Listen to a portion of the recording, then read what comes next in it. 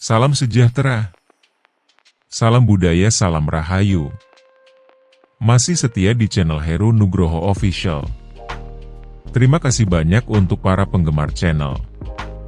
Semoga semua para penggemar selalu diberikan kesehatan dan rezeki yang berlimpah. Selalu dukung channel dengan cara subscribe, like, komen, share. Berikut saya akan bacakan biografi seorang tokoh bapak lukisan modern yang selalu menjadi inspirasi bagi pelukis Indonesia. Selalu pantengin biografi menarik lainnya dan sejarah tentang tokoh-tokoh seniman, dunia, budayawan dan lainnya. Rahayu.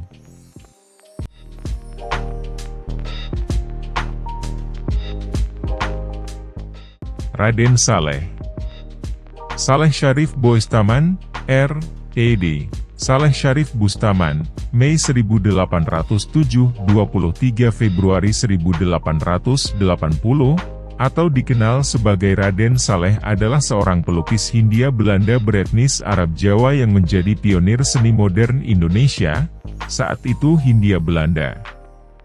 Lukisannya merupakan perpaduan romantisisme yang sedang populer di Eropa saat itu dengan elemen-elemen yang menunjukkan latar belakang Jawa si pelukis. Raden Saleh dilahirkan dalam sebuah keluarga Jawa ningrat.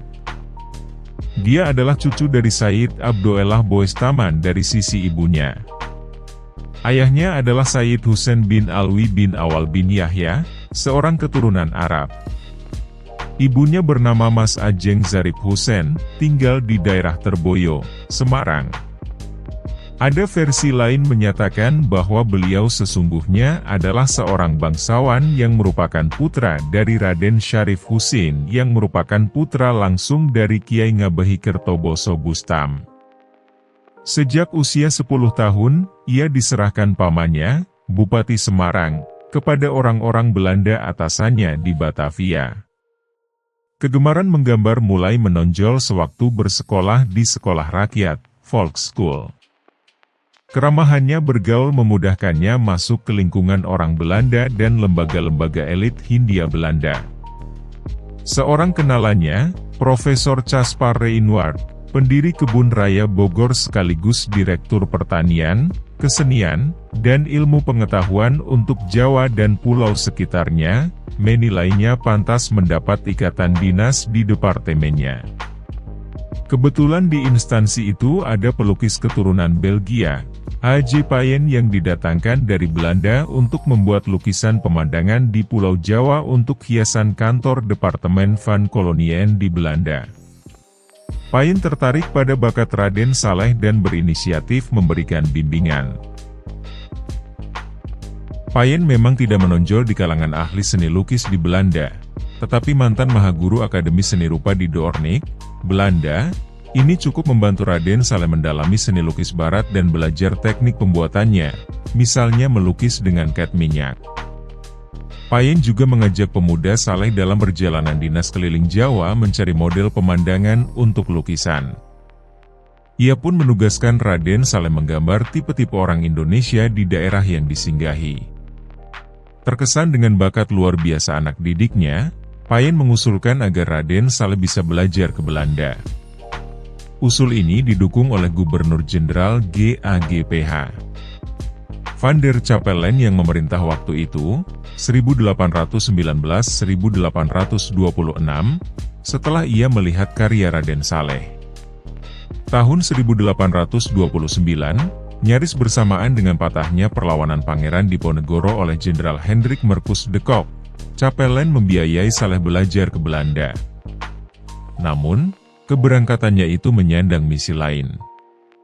Dalam surat seorang pejabat tinggi Belanda untuk Departemen van Koloniën tertulis, selama perjalanan ke Belanda Raden Saleh bertugas mengajari Inspektur Keuangan Belanda Delinge tentang adat istiadat dan kebiasaan orang Jawa, bahasa Jawa, dan bahasa Melayu. Ini menunjukkan kecakapan lain Raden Saleh. Belajar ke Eropa. 2 tahun pertama di Eropa ia pakai untuk memperdalam bahasa Belanda dan belajar teknik mencetak menggunakan batu. Sedangkan soal melukis, Selama 5 tahun pertama, ia belajar melukis potret dari Cornelis Kruseman dan tema pemandangan dari Andreas Schelvoet karena karya mereka memenuhi selera dan mutu rasa seni orang Belanda saat itu. Kruseman adalah pelukis istana yang kerap menerima pesanan pemerintah Belanda dan keluarga kerajaan. Raden Saleh makin mantap memilih seni lukis sebagai jalur hidup. Ia mulai dikenal, malah berkesempatan berpameran di Den Haag dan Amsterdam. Melihat lukisan Raden Saleh, masyarakat Belanda terperangah. Mereka tidak menyangka seorang pelukis muda dari Hindia dapat menguasai teknik dan menangkap watak seni lukis Barat. Saat masa belajar di Belanda usai, Raden Saleh mengajukan permohonan agar boleh tinggal lebih lama untuk belajar, land, meet, and werktuikunde, ilmu pasti, ukur tanah, dan pesawat, selain melukis. Dalam perundingan antara Menteri Jajahan, Raja Willem I, 1772-1843, dan pemerintah Hindia Belanda, ia boleh menangguhkan kepulangan ke Indonesia. Tapi beasiswa dari kas pemerintah Belanda dihentikan. Saat pemerintahan Raja Willem II, 1792-1849, ia mendapat dukungan serupa. Beberapa tahun kemudian ia dikirim ke luar negeri untuk menambah ilmu, misalnya Dresden, Jerman. Di sini ia tinggal selama 5 tahun dengan status tamu kehormatan kerajaan Jerman, dan diteruskan ke Weimar, Jerman, 1843. Ia kembali ke Belanda tahun 1844. Selanjutnya ia menjadi pelukis istana kerajaan Belanda. Wawasan seninya pun makin berkembang seiring kekaguman pada karya tokoh romantisme Ferdinand Victor Eugene Delacroix, 1798-1863, pelukis Prancis legendaris. Ia pun terjun ke dunia pelukisan hewan yang dipertemukan dengan sifat agresif manusia. Mulailah pengembaraannya ke banyak tempat, untuk menghayati unsur-unsur dramatika yang ia cari. Saat di Eropa, ia menjadi saksi mata revolusi Februari 1848 di Paris, yang mau tak mau memengaruhi dirinya.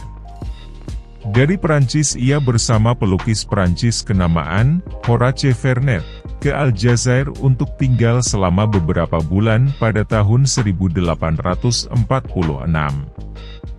Di kawasan inilah lahir ilham untuk melukis kehidupan satwa di padang pasir. Pengamatannya itu membuahkan sejumlah lukisan perkelahian satwa buas dalam bentuk figura-figura besar. Negeri lain yang ia kunjungi, Austria dan Italia.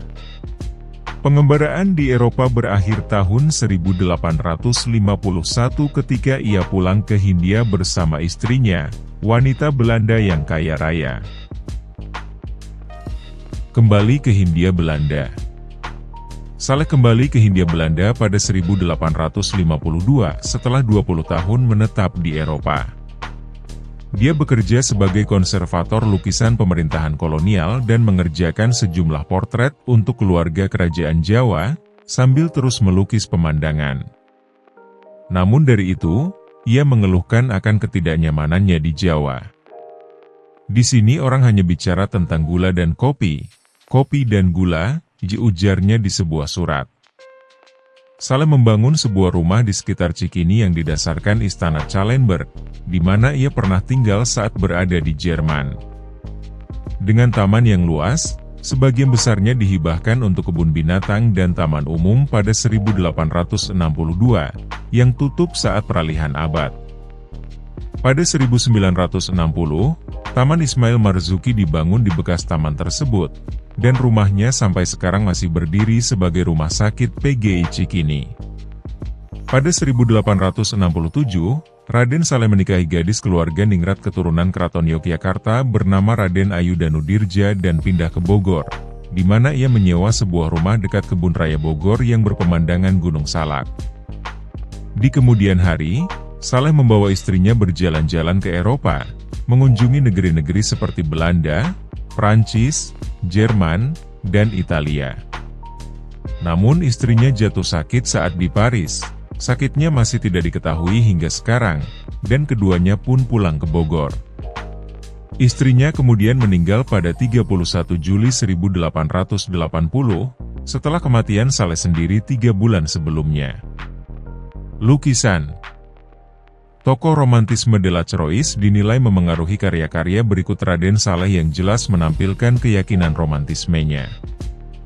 Saat romantisme berkembang di Eropa di awal abad 19, Raden Saleh tinggal dan berkarya di Prancis, 1844–1851. Ciri romantisme muncul dalam lukisan-lukisan Raden Saleh yang mengandung paradoks. Gambaran keagungan sekaligus kekejaman, cerminan harapan, religiusitas, sekaligus ketidakpastian takdir dalam realitas. Ekspresi yang dirintis pelukis Prancis Géricault, 1791–1824, dan Delacroix ini diungkapkan dalam suasana dramatis yang mencekam, lukisan kecoklatan yang membuang warna abu-abu, dan ketegangan kritis antara hidup dan mati. Lukisan-lukisannya yang dengan jelas menampilkan ekspresi ini adalah bukti Raden Saleh seorang romantisis. Konon, melalui karyanya ia menyindir nafsu manusia yang terus mengusik makhluk lain.